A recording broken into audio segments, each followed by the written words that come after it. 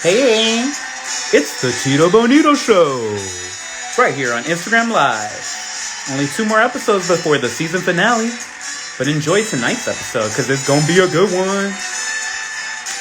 Hi.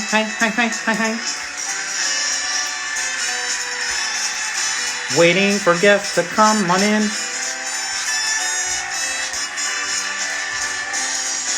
Tito Bonito, it's your favorite show. Tito Bonito.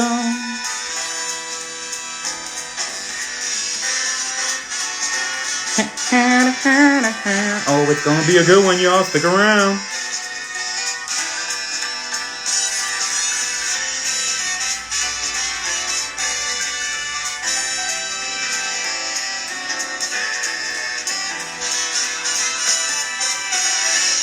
And welcome to the new episode of the Tito Bonito Show.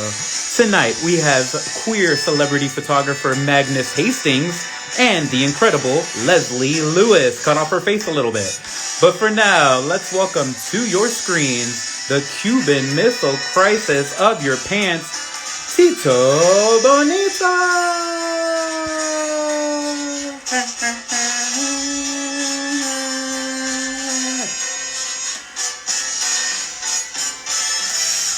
What's up, everybody, and welcome to another episode of the Tito Bonito Show. We are live in full effect. I'm going to throw one of these little Erykah Badu sound effects to show you that we are about to start a good-ass episode tonight. I'm very excited for the 2 iconic guests that we have in the show tonight. But before we get started, remember, we are always going to be a live fundraiser for the Burlesque Hall of Fame right here every Monday, the Tito Bonito Show on Instagram Live. And yes, we're getting close to the end of the first season, y'all.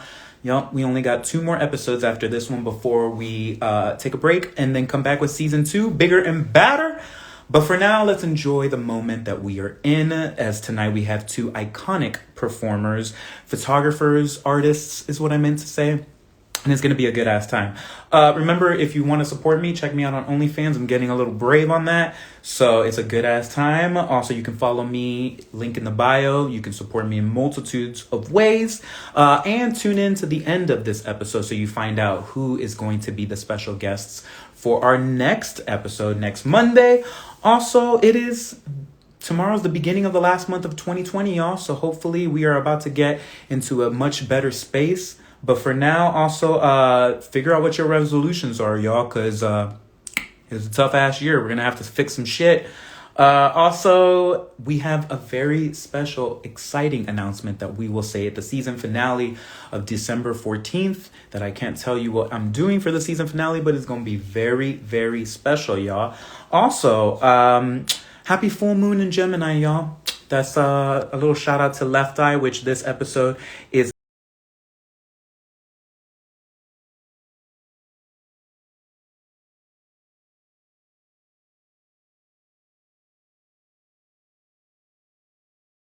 that I don't look like Lisa Left Eye Lopez in that outfit, y'all. That's what this episode is going to be sponsored to you in part by today. Also, this episode today is sponsored in part by Miss Indigo Blue's post for the 21st Century Burlesque Top 50 of 2020, where she shouted me out twice, yo. What? So go check that out. And if you want to support me in a way that doesn't cost you any money, head over to 21stcenturyburlesque.com and vote for me in the Burlesque Top 50 of 2020. If I helped your year a little bit better by shaking my culito sabanero, it's Christmas, I should really do something with that.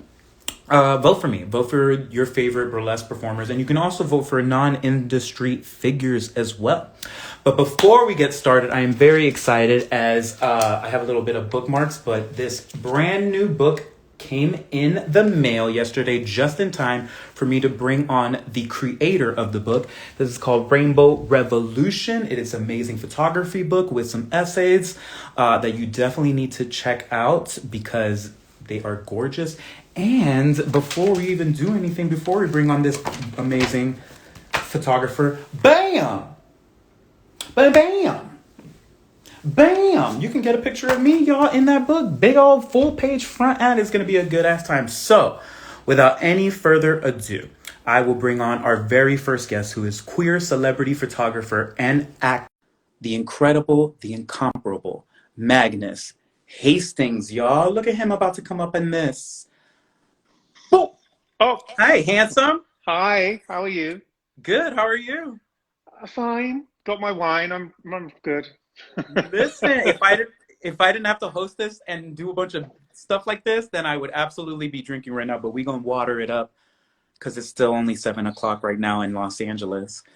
But how are you feeling right now? You just released your new book, Rainbow Revolution, right now. How are you feeling about it? It's really exciting. It's been such a long build because I was shooting it over 2.5 years, and then it was this build up, and then we went into COVID, into lockdown, and so it was like, oh, when is this fucking book going to come out? And it went on and on and on, and then finally it came out on Tuesday, and it went crazy. I got everyone in it to post, and it topped the photography Amazon charts here and in London, and now it's skidding back down again. But So for a we gotta moment it repost. did. I got the thing going, #1 new release, blah blah. So that's fine. And yeah, but now of course I'm kind of a bit flat thing because it's been all of that happening, and then you think, oh, what now? Plus I live with my dog and I've got no one to share it with, so it's like, well, you know what I Aww. mean. It's Yeah. it's like who do I crack open the champagne with? But it's The poop, fine. the pooch. They don't have doggy champagne to He's so celebrate. old and crazy. He's yeah. He used to, when I used to do drugs, he used to lick the cocaine out of my nose while I was sleeping. But apart from that, let's not That's an talk about exclusive, that. y'all. I'm kidding. That's amazing, though. Do you have the box in your studio right now? No, when we went into quarantine, I did images of myself and George in it, and then I kind of went, I've had enough, and I lived with it in here for 2 years, and then I just tore it down. Yeah, there's George's. George is sitting just the where George you is are. where I am. I blocked George by accident. But honestly, these selfie moments, when you were first doing them in the quarantine, and I'm way past this, so I can admit to it now, but I was super depressed then. And I remember that you doing this really like motivated me. It didn't get me to the point where I am now, but it was honestly one of those things where I was just like, every single day you did it, you committed to it. And it's one of those things that I think when we really don't have anything to do, it's like you got to just give yourself some busy work to like get your Yeah. brain to not go crazy. Well, it was creating something, and but then initially it was really fun, and people got really into it. They were just waiting to see what I'd do each day. But then I would wake up, and there was so much pressure to come up with something, and then people would send me messages going, "Why don't you do this, this, and whatever?" And I went, "It's not. I don't want to do a retouch. First of all, we're in lockdown, so I can't. I don't have a budget and can't bring in sort of all sorts of things." But anyway, then I did about 35 of them, and then I just went, okay, I wake up now stressed rather than relaxed. And so I tore the box down and just threw it in the street. And because if I was doing real live launches, I would have kept the box and had it at the launches. But I just wanted to tear it down, and I was going to store it, and then thought, do you know what? I can build another one if I need one. But I kind of never want to see a box ever again. So That's good. That reminds me of like when poets like or anybody's writing something and they just like crumble up that paper and they're like, it's done. Let's move on to the next yeah, project. well, this book feels like the culmination of the project, and plus adding in the essays and the people's stories. It just feels like, and it's been sort of whittled down to ones that really work together as a group. So I kind of feel like this is the kind of full stop, the period, the end of the thing. And because also it's for my brain, it's all lit the same. It's all a box lit from the same light in the same direction. So it's just being creative and composition and things. And so now it's like, okay, I need to do something else. I need to challenge myself. So I'm very excited to see what you come up with because you also had another project, another book, Why Drag, with yeah. a foreword by Boy George. Listen, when Sir Elton John tells you that you have the best fucking photography book, how do you come up to something That else? was And then you amazing. Yeah, he sent me a card. I had a book sent to him, and then he sent me a card saying this is the best fucking photography book in years, which was clearly him giving me an amazing quote. And then he bought some prints for his private collection. He bought 4 prints of images from that book. wow. That's Yeah. incredible. And actually, my sister, who's in the art world, but who's always kind of dismissed me. And then when he was buying prints, she went, oh my God, okay. And then Oh my decided God, to take me seriously. oh my God, that is so hilarious. That is like amazing though, because I mean, you still moved on. Hold on a second.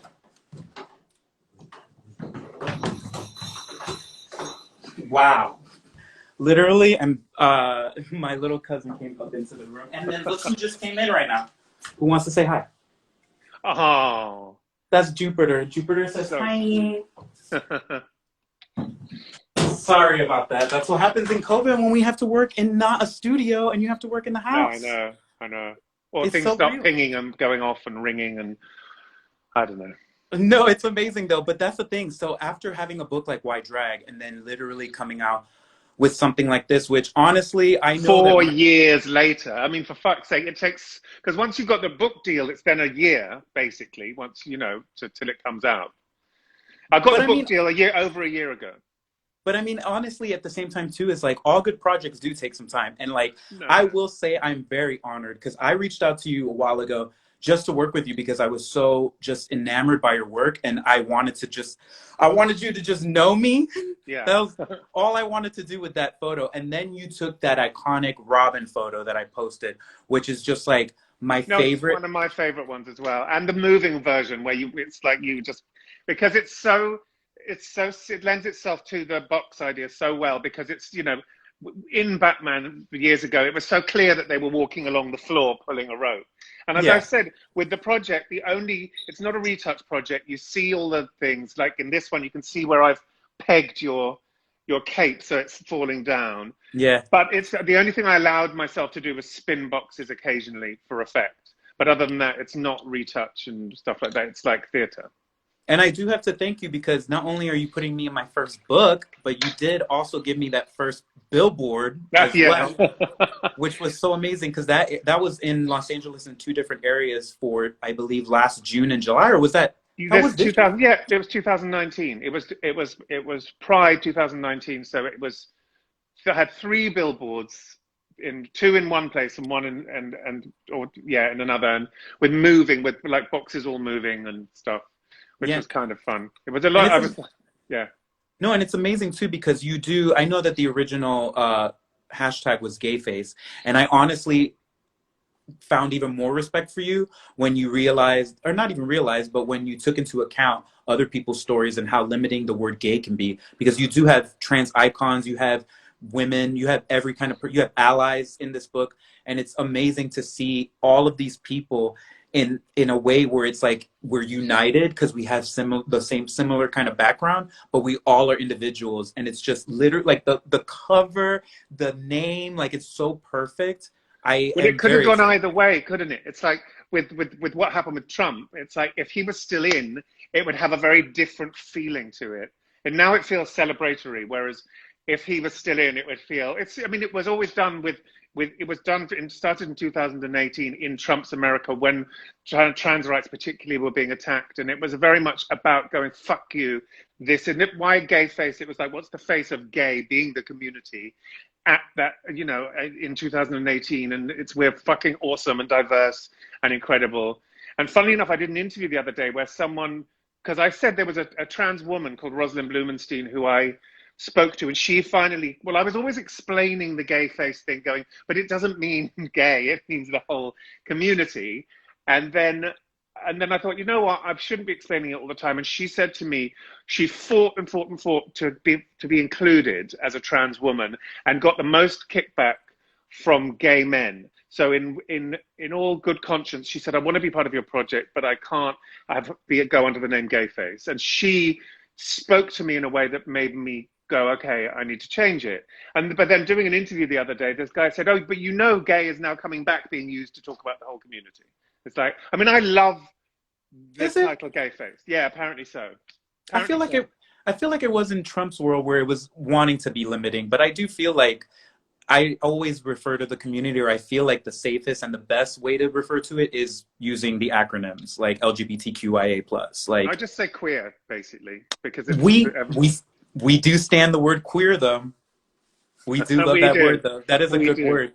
Well, also because it kind of covers everything, and you can be an ally and be queer. So, you know, And it's it's fun. interesting too because I do like the idea that we have, especially minorities, where we use words because growing up was super negative to me, Yeah, and and me. it and I understand how it still can be negative to people, but me personally, it's not like to me.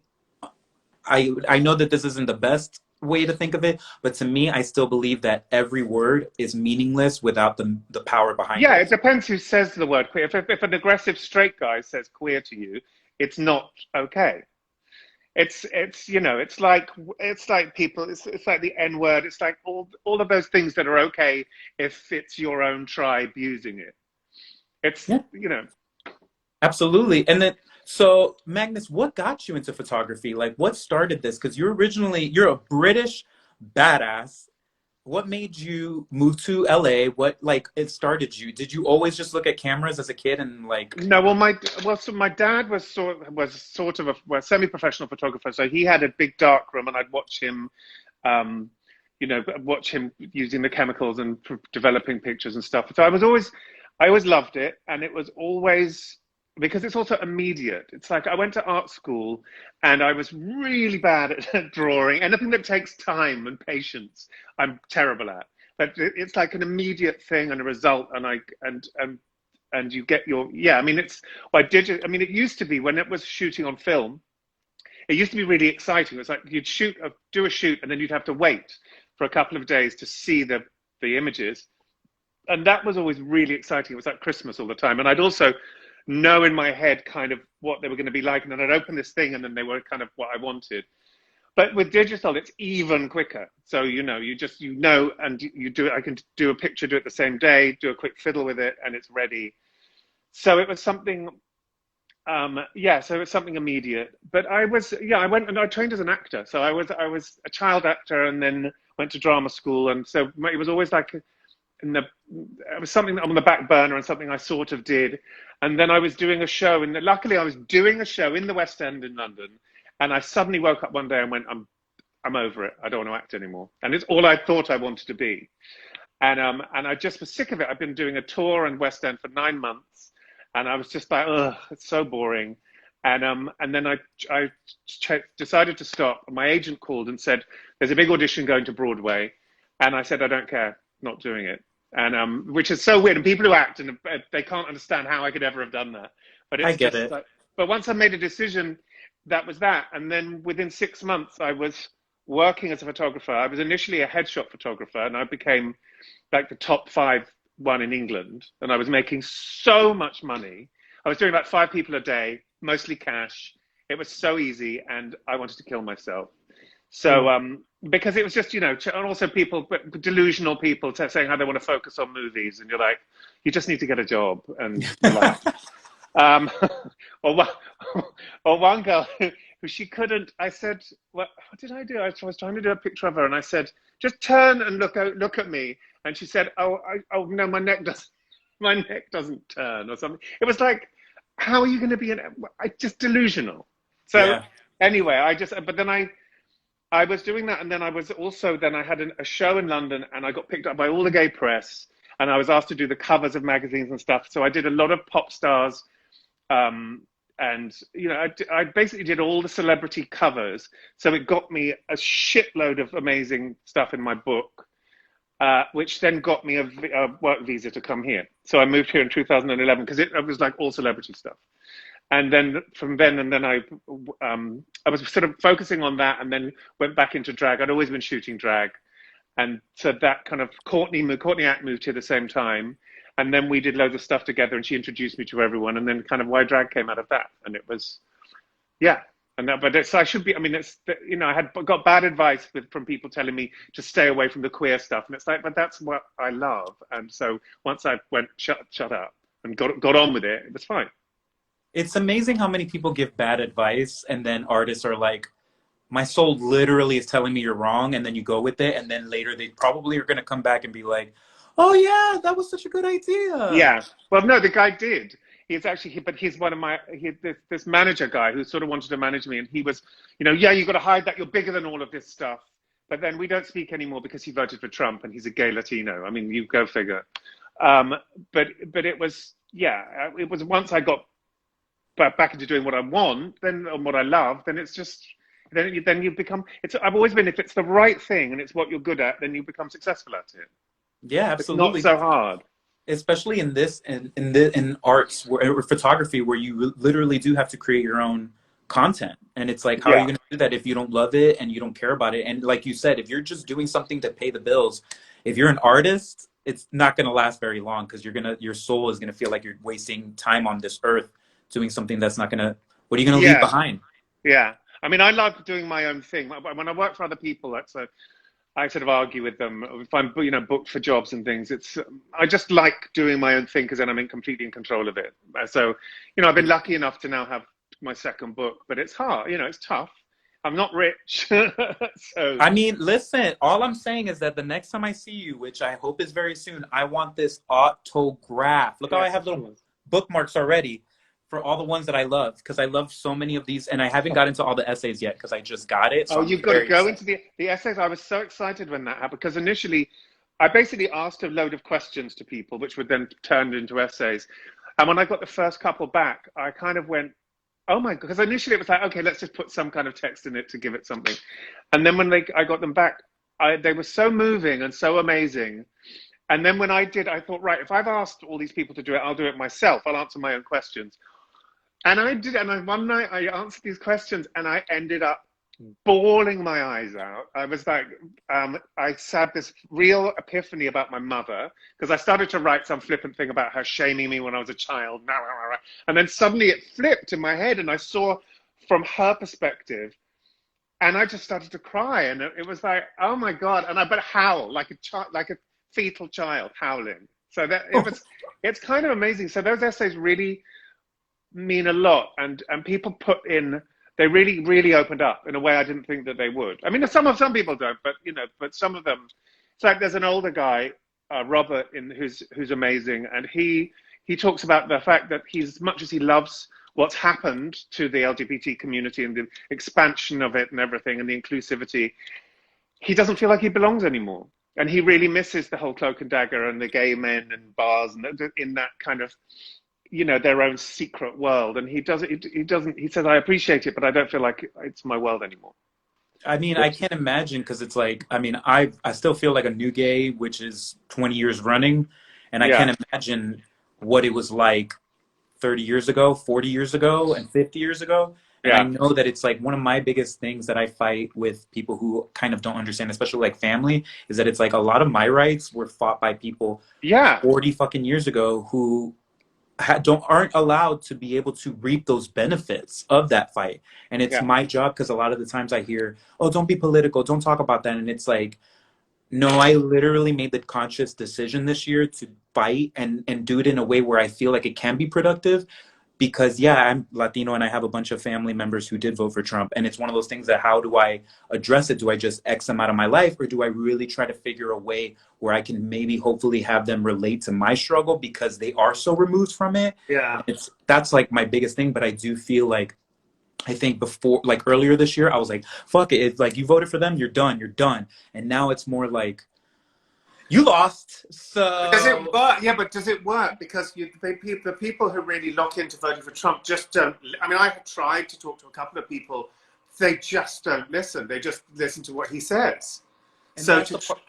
But that's the part that I think too is like, I want to see if we can have conversations, because I do think that people with different opinions can have conversations. But if you can't, then that's good to know. And that's the part that I want to know, because then I can't have conversations yeah, about then anything. you have to give it a good try and then jettison them if they. Yeah, but if you're in your 30s and 20s and you don't know how to have a conversation, then it's not my job to be like, Yeah, oh, but let's figure out a way. No, no, no, you go live over there. I'll be over here, and we'll continue to make art that not only inspires us as a community, but furthers more stories, because there's so many more stories that haven't been told and are yeah. still being silenced. And I'm very excited to see what we do with that, because especially with all this technology and stuff, it's not as hard as it used to be.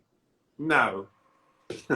Although it'd be nice to get it. I just can't wait to be able to interact. Just like when I was like this year with all of this disco music coming out, all of that, it's like, oh my God. I mean, I get that it's helpful to have, like Dua Lipa and Kylie and things like that. And it's like, and Gaga, but it's helpful because it keeps you up. But it's like, God, I just want to be in some crowded club and, you know, just interacting and having a laugh. And I mean, and I'm so paranoid about this fucking virus. I won't go anywhere. I'm locked away. Occasionally, I'll do the odd photo shoot that's sort of socially distant. I'm doing one tomorrow, but that's like, you know, there'll be two of us and miles away, and you know, all of that. Oh. It's hard. Do you, I know this is a question, so unfortunately we're running out of time, but I have one more question, then I want to play a little fun, easy game with you that hopefully you'll love.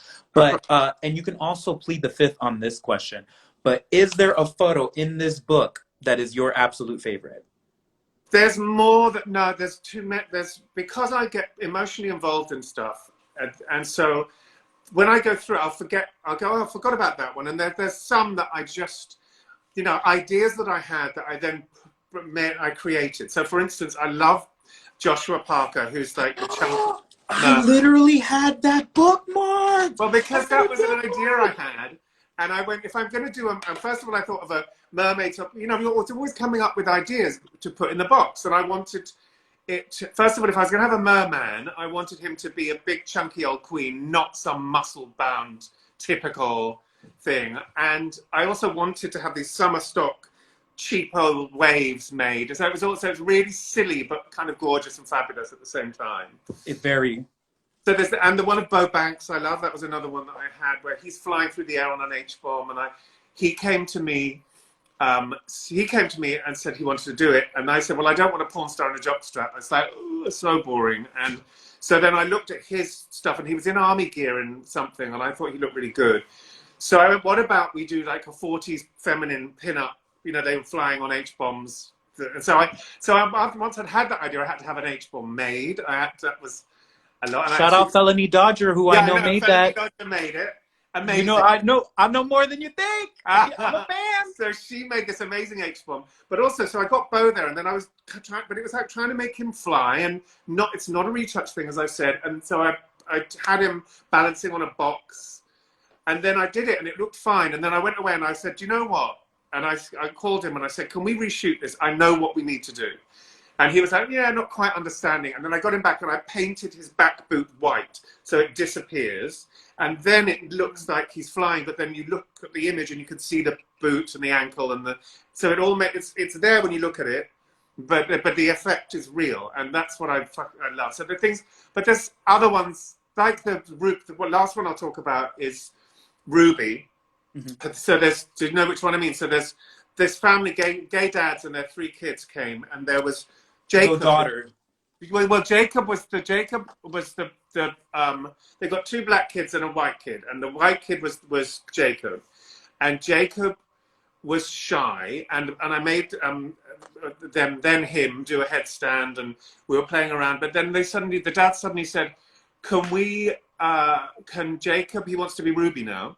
So Jacob left the box and put on his dress, and he came back in, and then he pushed them all out, and he was like in the box, suddenly all filled with confidence and all completely amazing. And then said that picture of this tiny, this must be about 5 or 6, I think. I mean, no, must be 5 maybe, but just in this red dress and Ruby, and then and it's so moving, and it was like it made me feel like what I was like, only I wasn't allowed to be like that. But since then, the parents have messaged me. In fact, they sent me pictures today. Ruby is now living as Ruby, and it's now she all the time. And they sent me these amazing pictures going, Ruby's just going from strength to strength and so happy. And it was kind of incredible. And they're incredible as parents as well.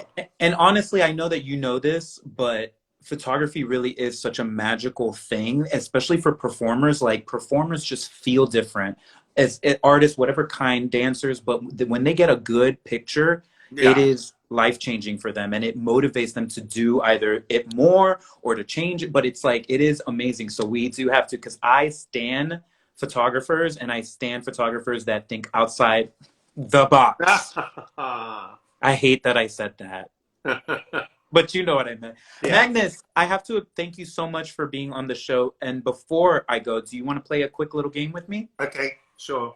It's not going to be that bad. I want to put these on, but I can't see. They're all so dirty. It won't even be that crazy. So I'm going to turn on the comments. So if anybody wants to show you love, they can do that right now, because I wanted everyone to see your face. But we're going to play Fuck, Marry, and Kill. Okay. but you can also exchange the kill for Kiki, because Dexter Mayfield was on the show last episode and did not want to kill the people that I had for him, so we switched it a little. So Kiki you instead. Okay. you have the option to Kiki. So there's a double option at the end. Yeah.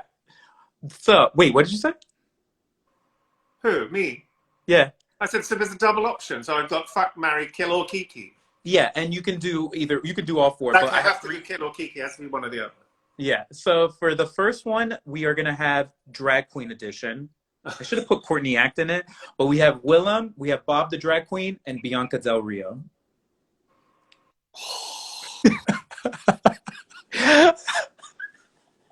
Oh my god!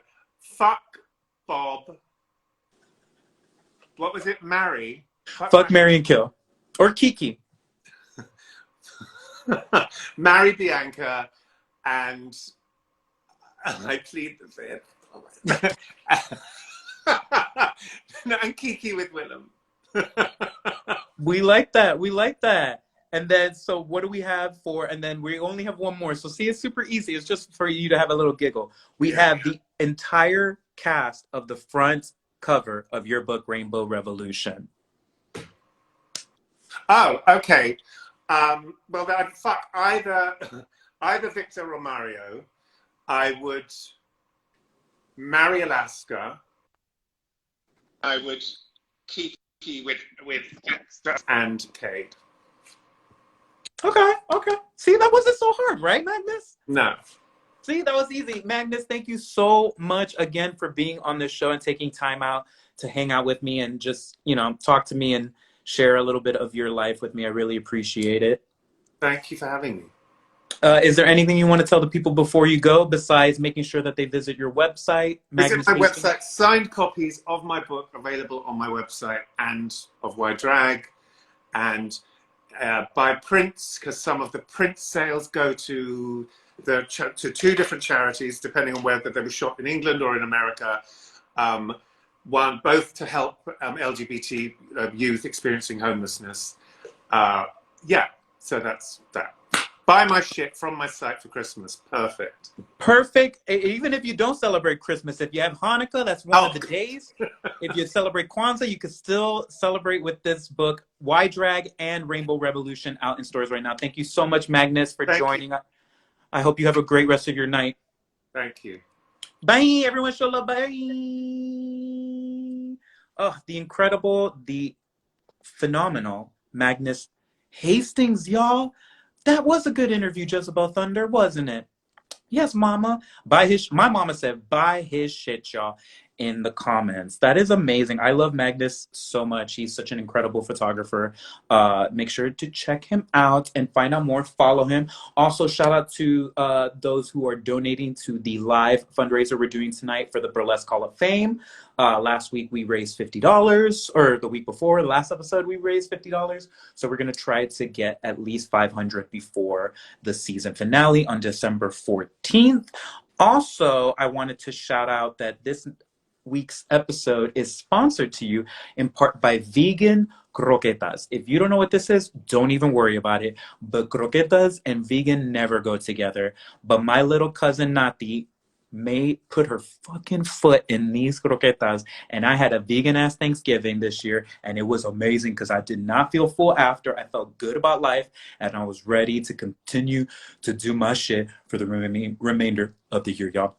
Also, before I bring on our next guest, I don't want to hold you off too long on it, but I will say that next week's episode features Lola Van Ella from St. Louis originally, and now New Orleans, who is an amazing burlesque performer, host, producer, dancer, activist, everything that you need in your life this woman has. She's also part of Lesley Bonito. I almost said Lesley Bonito. Lesley with Jeez Louise, the #1 burlesque performer of all time. So make sure you check that out. And then we also have Ryan Leslie Fisher, Dandy, who will also be joining the show next week. It's going to be a good ass time, y'all. Oh, but I need to gather all of my energy for our next guest, who I will say before they come onto the program that when I first heard of this person in the music group Electric Red, this group of women who I always still say is like TLC fucked Destiny's Child and made a group. This group, the performances that they would do, the songs that they had, the message that they would put out was so. I actually, you know what? Hold on a second, because I think I'm pretty sure I got. Oh, dang, I don't have that. I put it in storage, I think. But I have How to Be a Lady Volume 1. I'm gonna need that shit autographed. But they are so iconic, so incredible. They were feminists 10 years ago, killing the game like Yolanda Saldivar. That is so messed up. I'm so sorry. But I'm very, very, very excited because she was also one of the first people to support me when I moved to Los Angeles. And it means everything for me to know this person and have them be a part of my life in any small way that they are. But this iconic singer, dancer, actress, model, and now artist manager is so incredible. I know you're going to love her, and we're going to find out a lot more about her. So please help me welcome to your screens the incomparable, they're all incomparable, the incredible Lesley Lewis. Hi, Tito! Why are you so beautiful? Oh, stop it. I'm trying to keep it together during quarantine. Listen, I think literally all of us are trying to do that. So I don't think anybody's Right? really. I've been wearing this same outfit for 20 episodes. Jeez, I'm over this shit. I'm like, can we please get back to regular life? Thank you so much for having me. It is an honor. Yo, it is like, that is so. I fuck with you. Did you? You know I do. You You know were I on- do. I was like, okay, what is this? I was like, I'm there. However you need me to support you. I think that you are amazing. So just want to give you your roses as well. Thank you for always being 100 with me and just loving us, supporting our group. And you've just been amazing. And you're a hell of a performer. So, you know. And that's what I wanted to say, because honestly, watching a lot of your performances at the four, I didn't even want to do burlesque by myself because I wanted to be in a group, because I wanted to be like y'all, but guys. And I wanted to figure out, Yeah. because even at one point, you guys, when it was like getting close to like the second album, y'all did the Conga Room. Yes. And I remember watching that and like watching that video multiple times. And my first hosting gig in Los Angeles was the Conga Room. And I remember being like, didn't even register in my head till later when I rewatched, and I was just like, it was here. I know. The Conga, we had some stories in that Conga Room. It was, you know, but that's a later date. But feel free, you don't gotta wait. I know. You don't gotta wait. It was a hell of a performance, I will say. But I'm so glad they're all still my sisters, and we all daily check-ins, and I hike a lot with Sarah, and I have tea and mutual work meetings with Naomi and Binky. She's back and forth to the East Coast a lot, so we don't get a chance to hang out with her as much, but hopefully we will when she gets back to the West Coast. So all the dolls are great, and they send their love. You know, we stand Naomi, Sarah, and Binky like all day. You ain't getting no peace. That's right. Hey! Let me stop. Because I've been saying I want to be a backup dancer. I've been trying to be a part of this group for so long, y'all. I used to make music videos for them. I used to do so much random shit because I was like, you added so much to me, and it was right before I started performing. So honestly, you guys motivated me, because at first, my first drag performance was to Moi. Did you ever send that to me? No, because I was horrible. So I literally never sent it because it was on my birthday. So I got second place in the contest because it was my birthday and people felt bad for me. Got it. But that inevitably snowballed into burlesque. And I've danced to pretty much the whole first album at this point. Yes. And I just got that creep ass outfit, and don't act like I wasn't going to try to do a tribute to Electric Red too, since it's red as hell. That's right. All red. Some red the bolts. The fan bolts just want to know who do we need to talk to, sleep with in order to get How to Be a Lady Volume 2. I know. We've actually been talking about it. Funny enough, today, I can't disclose what we were talking about, but hopefully, if the stars align, you'll get something from us collectively. I can't promise that it'll be music, but something with the four of us together, because it's just magical when it's the four of us, no matter what it is. The And we chemistry. get a chance to enjoy each other all the time. And we love our fans for supporting us throughout the years. So we kind of want to give back just something, a little taste of. Even when y'all just take a picture together, I feel like I feel good. My spirit feels good. Yay. Our And spirit feels honestly, good too when we hang out.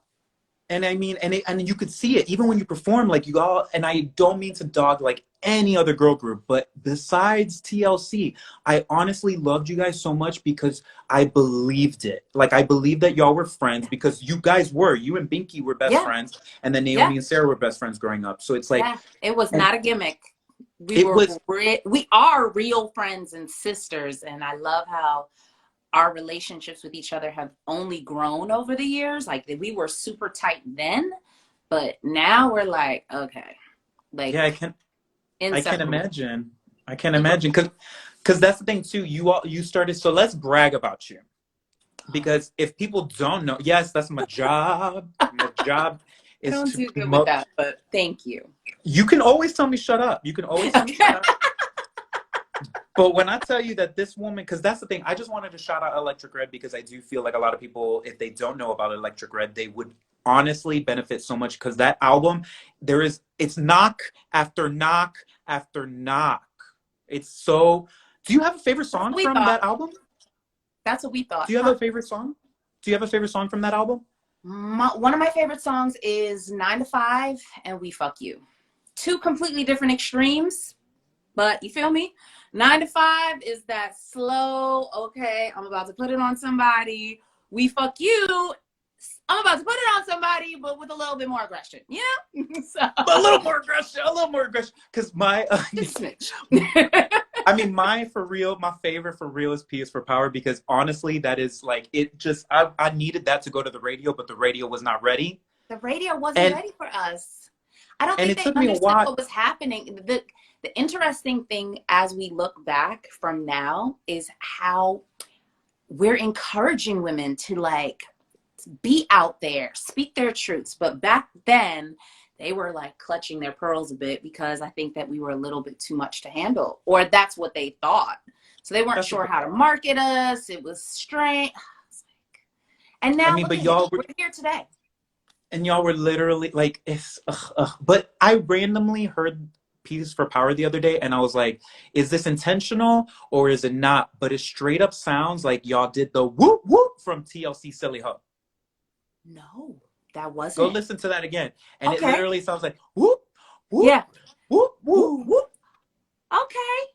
I never pieced that together. I'm gonna have to give that a listen again. I'm gonna need you to listen to it again. Okay. But Lesley, you started your career. Did you start as a dancer? You started as an actress first, right? Started as a dancer and That's singer. what I thought. Yeah. I was part of a musical theater group. It was a nonprofit organization, and we did shows all around Manhattan for like the mayor and like Michael Jackson and like just huge names. But I was a teeny little thing, and I developed my love for performance back from that really early beginning. Then I went to high school performing arts, got technically trained with ballet, modern, I always loved dance, no matter what. Music, anything music related, my heart always gravitated towards. Then I went to St. John's and I decided to take up psychology because I knew how to dance. And I was like, okay, let me just make sure everything is making sense and I know how to, just in case I break a leg. And when I graduated from college, I started getting I was auditioning simultaneously just to be an extra in videos. And I started booking these jobs. And then before you know it, I started actually being dancers on these jobs. And it ended up working out. So, And I the rest messaged you just kind of followed. Hard work. Huh? that part though, hard work, because it's like that's what I told you the other day. I was like, I forgot what new video that I saw that you were in, and I was like, you have literally been in every music video that I know the choreography and learned to as a child. And I was honestly like, I'm gonna need you to give me a list of all of the. I know. I've been saying that's something I personally want to do. I want to put together a reel because I forget. And I used to, in my very beginning stages, I have this notebook. I found it when I was home in Brooklyn where I used to write down what costume I wore, who was on set, who the director was. And I found this book like last year and I gagged because it had all the information. I was like, oh shit, I've done a lot of things. So I kind of, for my own personal collection and also to share, I want to compile a reel with just little sound bites of all the different amazing things I've been blessed to be a part of. I'm just saying that I don't ever offer my services for free, but you know that I will for you. So if I you know need you will. a reel, I will do it. You can tell me it's ugly 4 times and I will redo it. I know. You think I'm playing? You get it. No, I know you're dead ass. Because I already started my own list. Can I go through my list of music videos that you have been in? Please. I've tried to go through your Instagram. I try to Google stuff. And if I get one wrong, you could just call me out. But okay, this isn't even close to the list that I know. And we're going to leave that special one for last. Okay. But you were in Little Kim's No Matter What People Say. Yeah. Mm-hmm. Like the hot. Yeah. It was a lot of jiggling in that. You were in Missy Elliott's Hot Boys. Yeah. Baby, you got. That one, I will say, is probably the hardest and probably one of the most memorable routines I've ever had to learn. Ooh, shout out to Lesley and Olisa, the choreographers. I mean, it was next level shit. Like, I gagged, but loved it.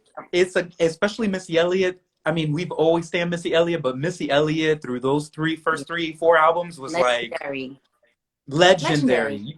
You were also in, speaking of hot, you were in Foxy Brown's You Can Catch Me at the Hot Spot. I drop at the bar, y'all. Yep. Mm-hmm. That video is so hot.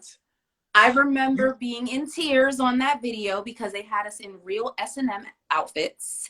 The choker that I was blessed with was chafing my neck. I was bleeding. Towards the end of the night, nobody gave a fuck. They were like, suck it up, bitch. Like, just dance through it. And I hated my life on that set. So that particular video left a couple of scars and marks. I know. Did y'all get an award or something at least? Did you get an award for all for the shot? No, they didn't care. They were like, just smiling, act like it doesn't hurt.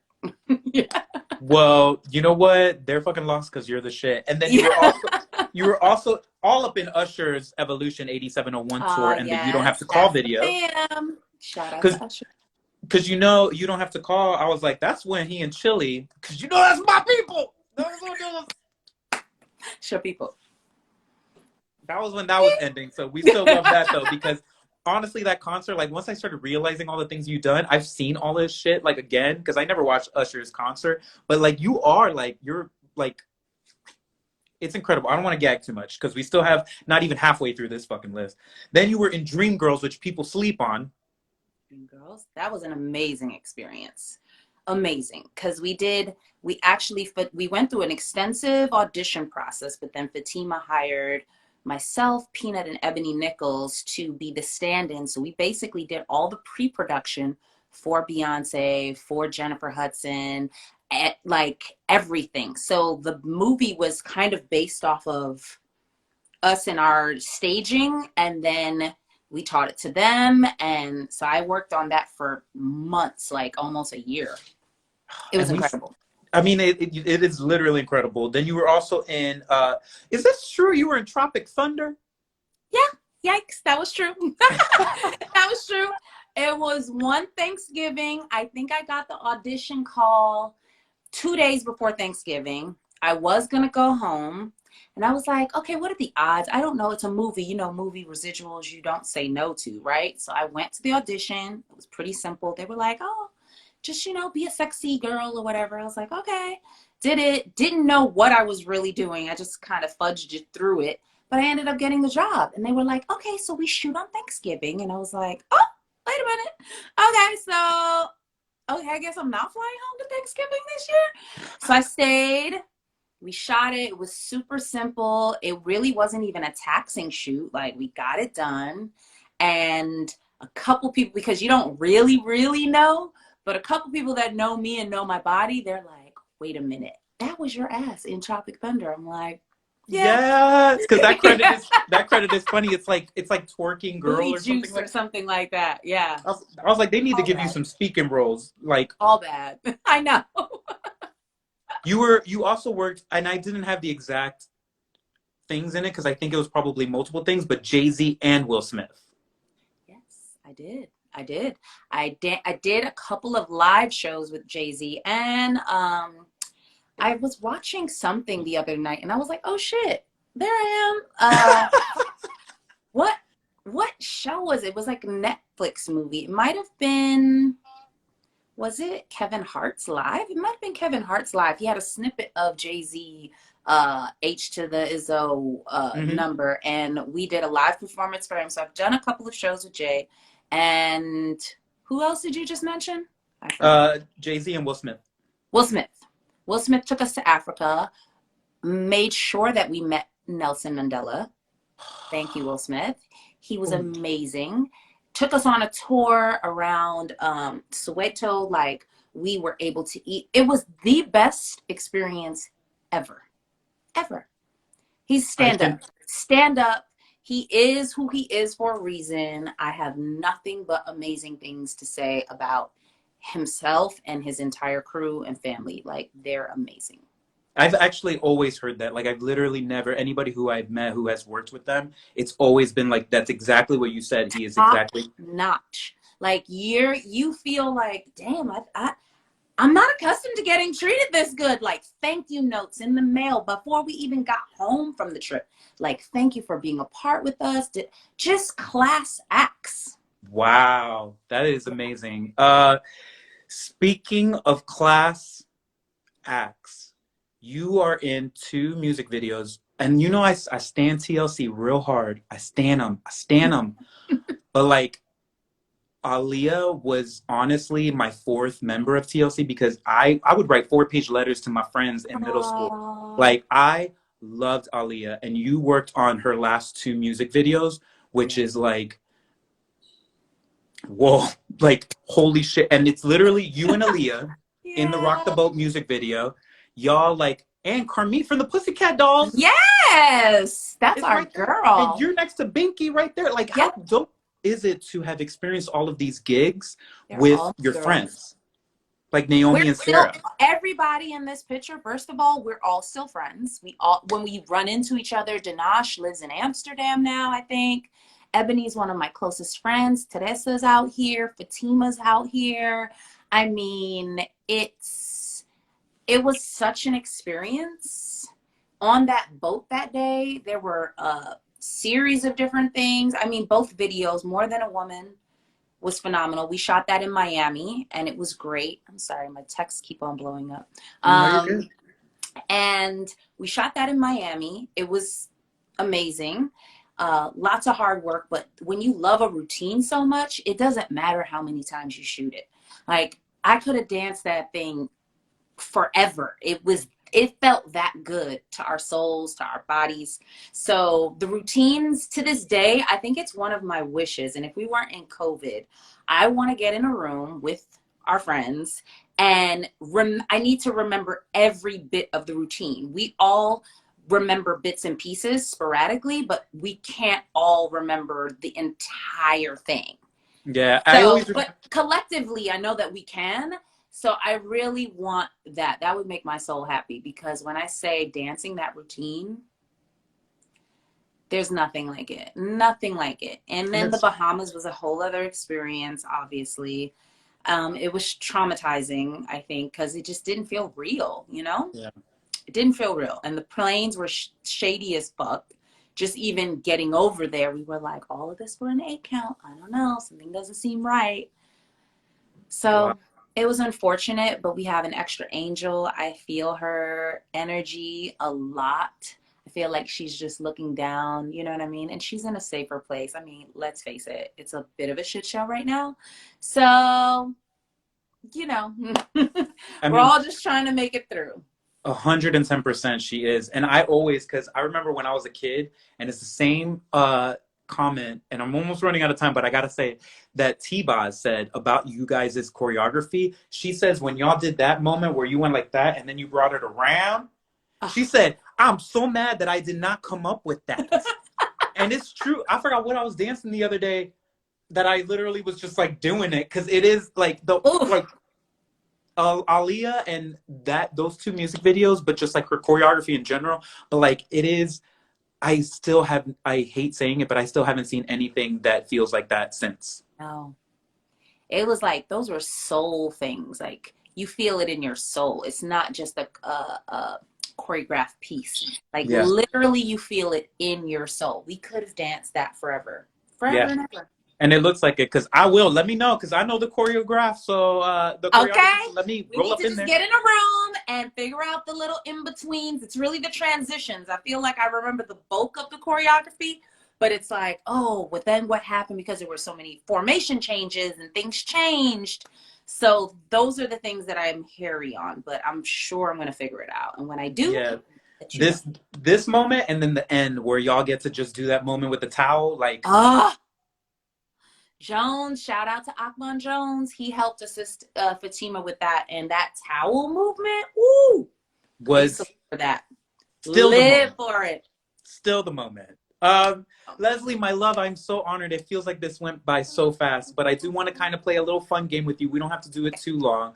I'm gonna turn on the comments so that if anybody wants to show you love right now, they can do that. Okay. And actually, really quick, I will shout out the fact that Jezebel Thunder's in the chat, being like, "If you don't know Electric Red, you better ask somebody." Hi, and that's there us. she is. This is when I came to see you in LA. And this is at Tease If You Please. And it was on August 25th, the day that we got an angel, and you were representing her, and we love that. That's right. So you guys killed it that night. I remember I was like, he's a genius. We tried because we knew you were in the audience, so we're like, we can't fuck around. We can't fuck around. You guys all pulled up. It was great. So I want to play song association with you. We can just do a couple songs. You can either pick a hard one or you can do a easy one. So we'll start off with some easy ones. But your first song, and you don't got to sing too much, just basically, I'm going to give you a word and you just sing a line from a song that has that word. So the first word I'm going to give you is power. P is for power. The U is for used to. Cause my P better than that P that you used to. Hey! See, you got this. You got this. You got this. It's easy. I mean, yeah.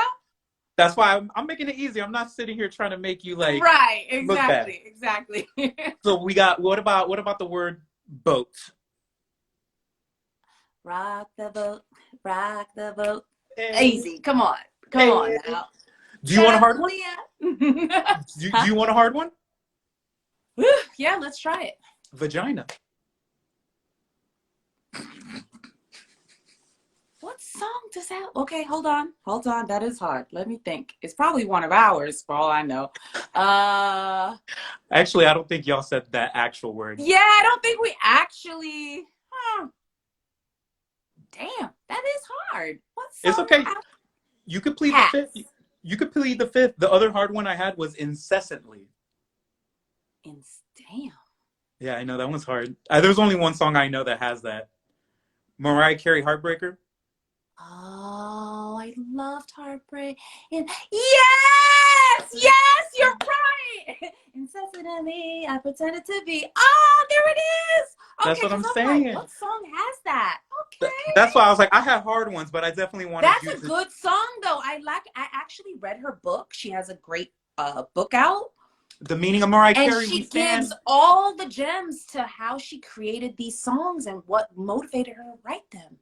It honestly is like restored my faith as a lamb, and it's just like, honestly, I can't recommend that book enough, for real.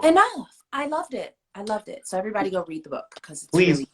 Lesley, before we go, is there anything else that you would like to say besides the fact that you wanted to make sure, my friend's housela.org, we got a minute before the live ends, but just want to shout that out. It's an organization that I love to support. I constantly clean out my closet and donate my clothes to homeless people down there, but they're literally right in downtown LA, Skid Row, and they're out there every Wednesday through this entire pandemic. They've been feeding the homeless. They've been taking care of them. They did a whole Thanksgiving drive, and I just love them dearly. So if you guys are in LA, please support, because they're amazing and they're holding it down, and no matter what, pandemic, COVID, nothing is stopping them.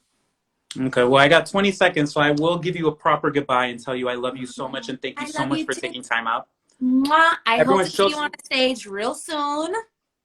Whenever you need a backup dancer, let me know. Okay. I love you. Bye, Lesley. Thank you so much for having me. Mwah. Thank you. Bye, everybody. Bye. Thanks for tuning in. Thank you.